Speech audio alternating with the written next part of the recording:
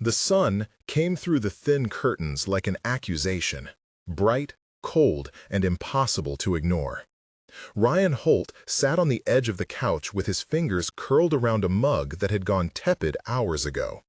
The house smelled of wet wool and frying oil, Lily's attempt at pancakes, butter already melting into soft pools, and the small pile of work rags on the coffee table still held the smell of motor oil from yesterday's job. On the floor by the gore lay a towel that had once been white and now showed the map of a night they'd rather forget. Lily was at the table, knees tucked beneath her, humming a tune she had learned at school.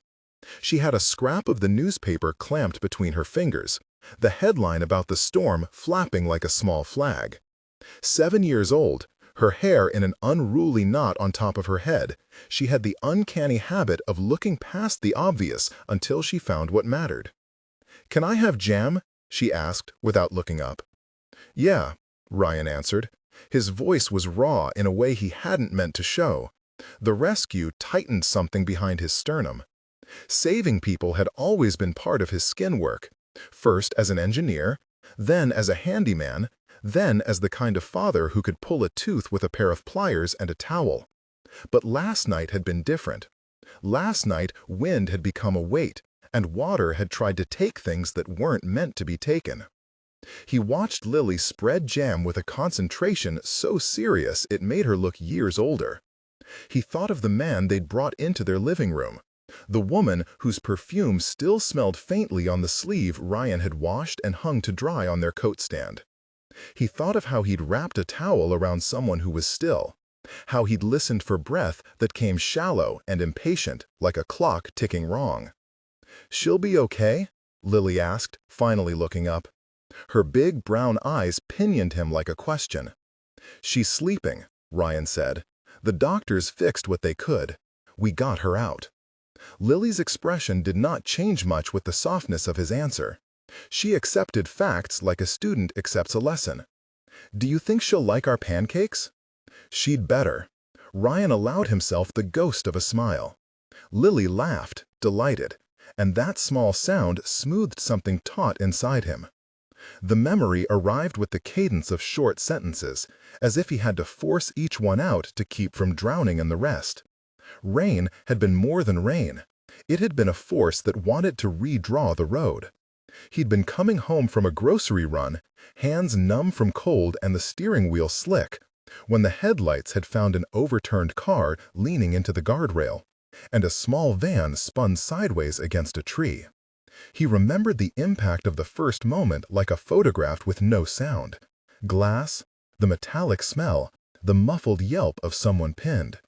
He remembered the way his chest had filled with an animal certainty. He pulled his old truck into the shoulder, took the emergency ladder from the back, and started moving. The first person he dragged out was Veronica Chase. She had been a stranger in crushed wool and a white shirt stained in odd places. Her hand had been warm and furious as she tried to push back the fear that rattled her. He'd wrapped a towel around her shoulders, the towel that now lay on the floor, and had heard the slow, shallow breaths that made him check for a pulse twice before he could believe it. He'd given Lily to a neighbor who'd appeared, blinking from her doorway, and then he had run back into the water and glass and oil to pry open the van. Inside the van there had been a child, small and quiet, seatbelt twisted like a knot. Ryan could see the boy's small face then, pale as milk, hair plastered to his forehead, and there wasn't time for names. He'd unbuckled the belt, lifted, felt the body go light and then heavy in his arms, and it carried him the way a man carries a sleeping instrument, carefully, as if one wrong move would break a whole measure of music. The boy coughed when he was upright, coughing like someone clearing water from a windpipe, small hands finding Ryan's shirt with an animal grip. The boy's breath was quicker then, and the headlights from passing trucks cut at the rain like knives. Ryan set the child on the curb, held him, and waited until the ambulance arrived. It was after the ambulances that the man in scrubs found him. The surgeon, Tall, creased in ways the night could not smooth, scrub cap still in his hair, had come out of the hospital's sliding doors and leaned on the hood of an ambulance like a man who needed to stop standing. When his hands trembled, it was not from fatigue alone. His face had something like a private unraveling behind it. He had walked in small circles, tobacco breath fogging in the rain, and then he had seen the boy. "That's my son," the surgeon said before Ryan could place him. The words were a pool of sound that opened and closed in one breath. Ethan. Ryan, who had been counting the seconds for no particular reason, found his hands empty. He had unbuckled his gloves, wiped dirt from his palms on his own jeans, and watched the surgeon's shoulders shake with a sound too big to contain. The man crouched, fingers in the boy's hair, and for a moment all the world was drawn to that small body between them. Ryan had expected professionalism.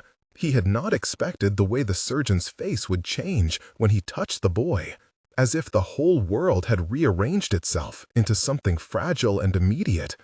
The surgeon looked up at Ryan then, his eyes raw and oddly honest. "You pulled him out?" he asked. "From the van, yeah." The words felt small. His mouth tasted of rain and oil. The surgeon did not look at Veronica or the ambulance crews. He looked at Ryan as if sizing him beyond the muddy jacket and grease-stained hands. "I was on my way home," he said. His voice broke. "I couldn't get there in time, and—" He pressed his forehead to his son's small cheek. There was no calculation in the motion, only the brute geometry of love. "You saved him. You saved him." Ryan's chest went lead-heavy. He had done what needed doing because it had to be done. There were no medals in his imagination. There had never been a part of him that wanted applause. He glanced at Veronica then, wrapped in his towel with Lily trying to feed her a soggy pancake, and the absurdity of their human smallness against the storm made him laugh, a tight, unbelieving sound. "Thank you," the surgeon said. He stood slowly, then took off his surgical cap and held it in both hands like something he had found in a drawer that belonged to someone else. He met Ryan's eyes again, and there was a kind of admission there, not pity, but recognition. "I'm Dr. Marcus Hale." Names in hospital corridors mean less than they do elsewhere. Dr. Hale was a title, a place, a way to open doors. Ryan told him his name back, as if names could anchor people who had been washed toward each other. Dr. Hale placed a hand lightly on Ryan's shoulder, an odd and earnest benediction. "You did good," he said. The words were small enough that they could be true, and heavy enough to carry the weight of an entire night. "My wife and we don't know how to say it otherwise. If there's anything—" Ryan shook his head. "You don't owe me anything." But the surgeon's chin rose with a stubborn, almost embarrassed gratitude. "Let me say it again," he said. "Thank you, for him." He indicated the boy with a jerk of his thumb. "Thank you for letting him live to be my son another day." It landed like a stone. For a brief second, the image of Lily beside him, butter on her chin, a superhero cape scored on a napkin, and the raw, messy idea of family, flawed and stubborn, woke something in him. Ryan's hands curled around the mug until his knuckles whitened. The hospital became a small orbit of human noise and bureaucratic purpose. Veronica was assessed, stitched where she needed it, and put on a saline drip. She had that corporate posture even with a towel around her shoulders. The straight back, the slightly cautious smile, the way she looked at him with a mix of gratitude and sharp discomfort. She was someone who had always been used to controlling outcomes. Ryan had been used to making do. The two tendencies made a delicate friction between them. When she woke, it was with the certainty of a person for whom time had not cracked the clockwork. Her voice was rough as she asked questions. About how, about where, about names. When Lily wandered in, her small hand in Ryan's, Veronica's face softened in a way Ryan had not seen on a polished CEO profile. "I'm Veronica," she said, swallowing a little. "Thank you." Her fingers brushed his sleeve, and for a second she did not pull back. "I didn't do it for thanks," he said. He kept his hands steady. He had to. They had been his instruments for a long time, and he had learned to measure himself by how useful he could be. She reached into a satchel by the bed. Ryan's first thought was that it must be money. CEOs always carried cards, excuses, appointments. She pulled out a thick envelope. For a moment, it was the most ordinary thing in the room. Cream, weighty, the kind of envelope that could carry checks or donations or legal instruments. Veronica's eyes asked him something he couldn't read. "I want to help," she said, the words falling slightly too fast. "I know this is... I can." The envelope hovered between them like a small, dangerous sun. He had seen generosity before, the way it could make a man bow. He had also seen it make a man small. He thought of Lily and the way she pressed jam into bread without measuring worth. He thought of the towel on the floor and the way pride could cost a person his sleep. "Keep it," he said finally. The words left more than his mouth. They left the room with the stutter of a thing newly decided.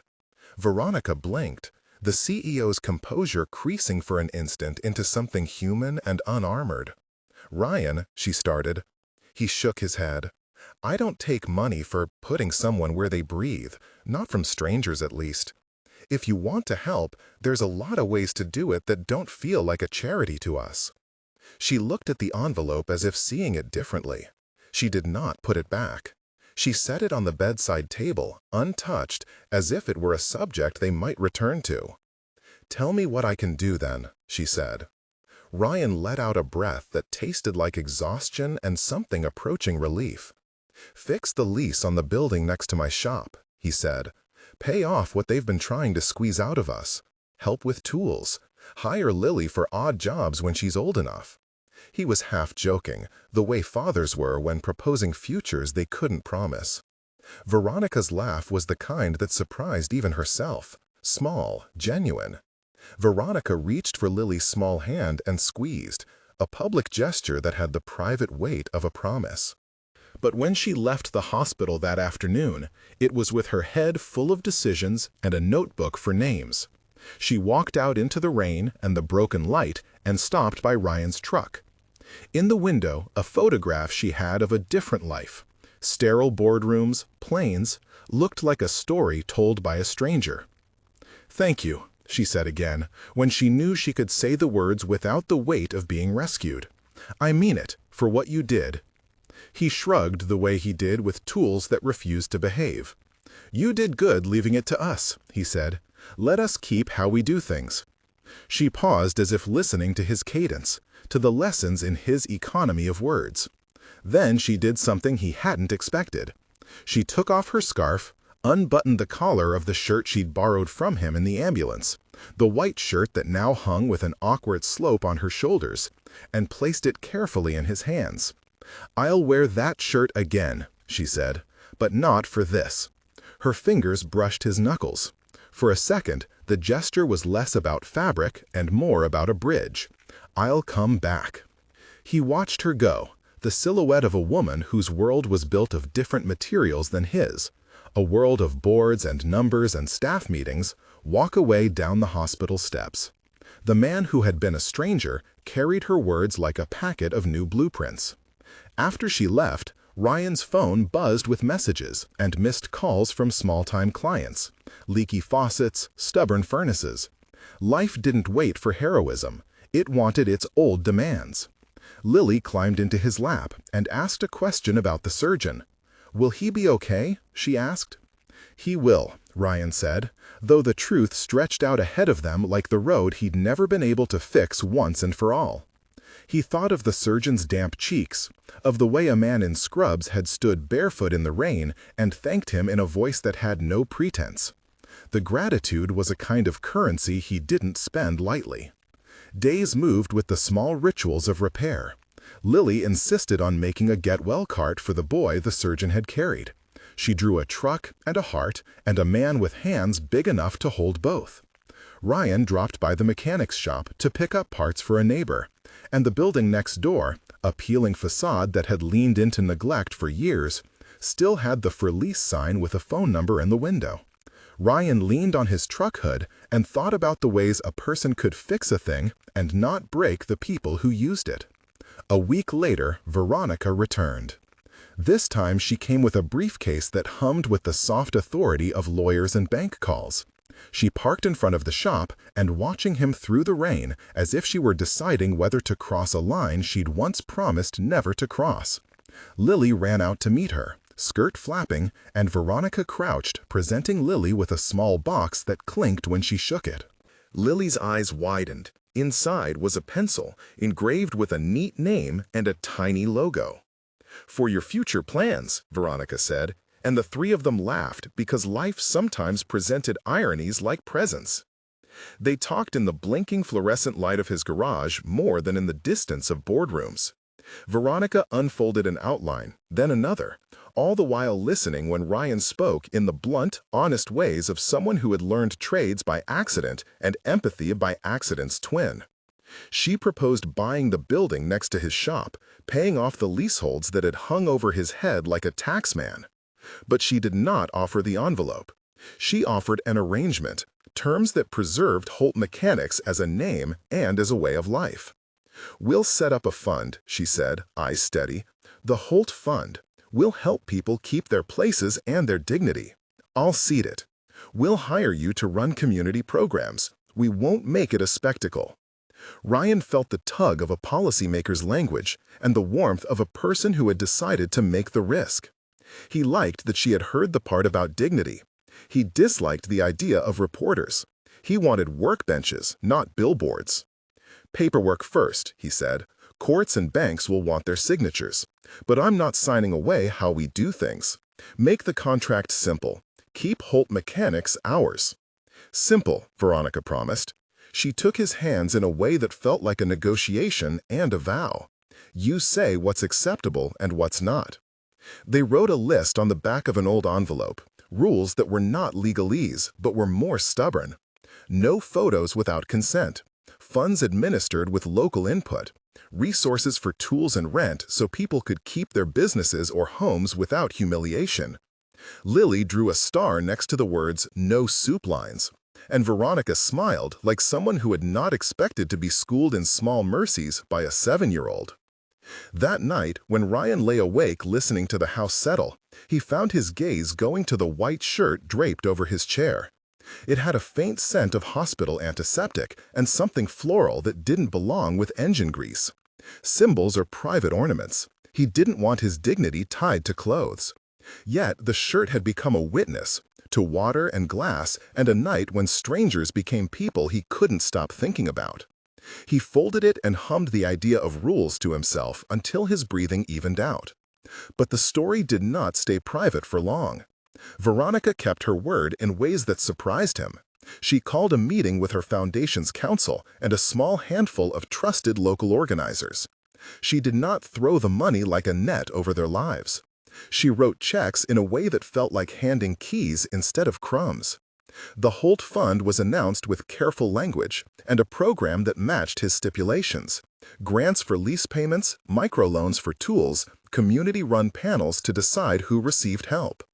Lily drew a star next to the words "no soup lines," and Veronica smiled like someone who had not expected to be schooled in small mercies by a 7-year-old. That night, when Ryan lay awake listening to the house settle, he found his gaze going to the white shirt draped over his chair. It had a faint scent of hospital antiseptic and something floral that didn't belong with engine grease. Symbols are private ornaments. He didn't want his dignity tied to clothes. Yet the shirt had become a witness to water and glass and a night when strangers became people he couldn't stop thinking about. He folded it and hummed the idea of rules to himself until his breathing evened out. But the story did not stay private for long. Veronica kept her word in ways that surprised him. She called a meeting with her foundation's council and a small handful of trusted local organizers. She did not throw the money like a net over their lives.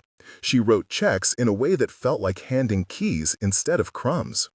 The Holt Fund was announced with careful language and a program that matched his stipulations. Grants for lease payments, microloans for tools, community-run panels to decide who received help. There were reporters at the launch, polite, bright, hungry for the human angle. Veronica had insisted that Holt Mechanics be the focal point, the storefront that would remain, the shop that would be the physical address of the fund. Ryan dressed in an old shirt he liked, one that had grease in the sleeves and the kind of collar that had been softened by years of work. Veronica wore, in a quiet piece of theatricality that made everyone in the room notice, the white shirt he had lent her in the hospital. In photographs, it looked clean and vulnerable, a vestige of the night they'd both survived. When the microphones were arranged like a field of small interrogations, Ryan felt the old, familiar flinch. Speech-making was not a craft he'd practiced. But silence was not an option either. The people in the crowd were not props. They were neighbors, parents, small business owners whose names he knew. He cleared his throat and tried to find the sentence that would not be mistaken. He spoke of hands. He spoke of fixing, not just machines, but lives. He spoke of the dignity of being given a chance to stay in one's place without a charity that felt like a judgment. He spoke of Lily, of a daughter's fierce belief in jam, and of a surgeon's tear in the rain. He did not use the word hero. It was too heavy and ill-fitting for a man who only wanted to keep his shop open.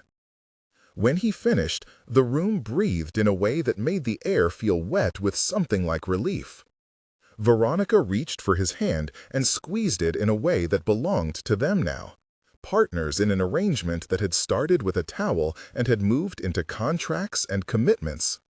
Cameras flashed, capturing a white shirt over a man's shoulder, a girl clapping at the edge of the stage, a handshake that would be printed later and separately and then stitched together across social feeds and opinion pieces. But beneath the spectacle, something honest had begun to happen. Neighbors who had been too proud to ask now found doors open. People who had been teetering on the edge of displacement were given time and tools. A community that had felt like a series of private miseries began to stitch itself into an argument for dignity. Weeks later, in a small hospital corridor, Ryan walked past a door and paused. The surgeon from that stormy night stood there with his hand pressed against the frame, an unlit cigarette between his fingers, though he hadn't smoked, he told Ryan, in years. When he saw the man again, his voice had a new grain, something closer to a neighbor than a professional.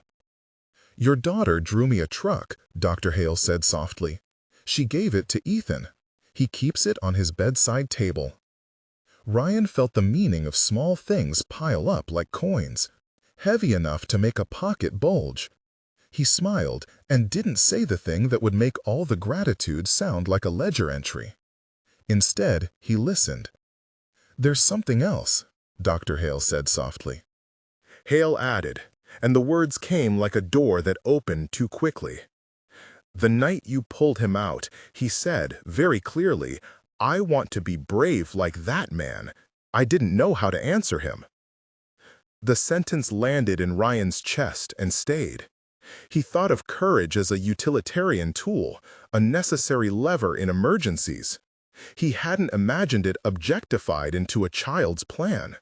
He had not imagined that his hands, the same hands that tightened lug nuts and wiped grease, could be a template. Dr. Hale's face, when he looked at Ryan, was both weary and raw. "I wanted to tell you one thing," he said. "When I scrubbed in that night, and when I came out and found my son breathing, I realized how easily the world could be whole if we remembered what matters. There's a difference, Ryan, between giving something away and giving someone back their place. You did the latter. Thank you." Ryan let the words sit there like a metal taste he could not swallow. Gratitude is a currency that sometimes leaves a person colder than before, because it forces a reckoning. Am I enough? Do I deserve this? He wanted to say that he had simply done what had to be done. Instead, he said nothing and watched the surgeon walk back into the room with the kind of slow determination a man has when he has made a private decision about his life. That night, when the kids in the neighborhood knocked on the window of Holt Mechanics to show off a repaired toy, Ryan put down his wrench and opened the door. He thought of last night's rain and the way light had found them anyway. He thought of Veronica's white shirt and how it had become a symbol neither of ownership nor pity, but of a messy human alignment. He thought of the surgeon's voice and the way a boy could decide a future by watching a stranger. There would be more paperwork and more negotiations and nights when the bills made him count his breaths. There would be a million small, ordinary choices that would test what it meant to be generous without tearing a person's dignity.